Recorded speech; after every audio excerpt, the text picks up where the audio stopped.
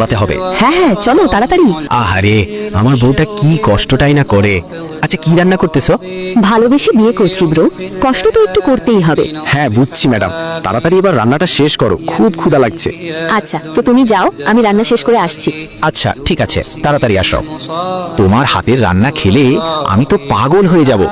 এত মজা কেন? এইভাবেই তাদের দিন যায়। ঠিক পরের দিন সকালবেলা। আচ্ছা সুমাইয়া, তাহলে তুমি থাকো বাসায়, আমি রাজমিস্ত্রি কাজ করতে যাই। না সুমন, যেও না, তুমি এই কাজ করতে পারবা না। আরে পাগলি, না গেলে হবে নাকি? বাসায় বাজার আনতে হবে তো নাকি? আচ্ছা তো থাকো, গেলাম। পাগলিটা আমাকে অনেক ভালোবাসে, এই জন্য কাজ করতে না বলে। ওরে কে বুঝাবে আমি কাজ না করলে সংসার কিভাবে চলবে? এই নেও সুমন, তোমার হাজিরা।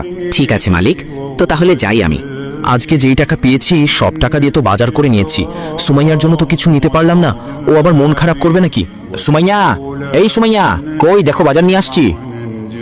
হ্যাঁ এই তো আমি রান্নাঘরে, তুমি বসো, আমি আসতেছি। তুমি এত দেরি করছো কেন? আরে পাগলি, কাজ শেষ না করে তো আসতে পারি না। আচ্ছা ঠিক আছে, আর এই কাজে যাব না। আর এই কাজে যাবে না, তুমি একটা জব খুঁজে দেখো পাও কিনা। মা ফোন দিছে। মা তুমি এতদিন আমার কাছে ফোন দাওনি কেন? তোর বাবা ফোন নিয়ে গেছে, যাতে তোর সাথে কথা না বলতে পারি। আচ্ছা মা, তুই কেমন আছিস? হ্যাঁ ভালো আছি আমি, আমাকে নিয়ে আপনাদের চিন্তা করতে হবে না মা।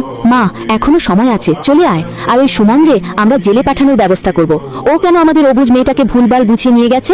খবরদার মা, আমার জামাইকে নিয়ে আর একটাও বাজে কথা বলবা না। এমন করলে আর কোনো সময় ফোন দিবা না। আচ্ছা, তোমার মা কি বলছে আর তুমি রেগে গেছো? আরে কিছু না, তুমি খাও তো তাড়াতাড়ি। আমি জানি সুমাইয়া খুব কষ্টে আছে, কালকে সকালবেলাই জব খুঁজতে বের হতে হবে। পরের দিন সকালবেলা। আচ্ছা সুমাইয়া থাকো, আমি বের হই, দেখি কোনো জায়গায় জব পাই কিনা। আচ্ছা, আল্লাহ ভরসা। ঠিক আছে যাও। দেখি এই কোম্পানিতে লোক নাই কিনা, যাই গিয়ে দেখি। তো সুমন সাহেব, আপনার কাগজপত্র তো দেখলাম সব ঠিক আছে। জি স্যার, আমি একজন শিক্ষিত লোক, আমাকে নেন আপনার কোম্পানিতে। এই নেন সুমন সাহেব আপনার অ্যাপয়েন্টমেন্ট লেটার। ধন্যবাদ স্যার।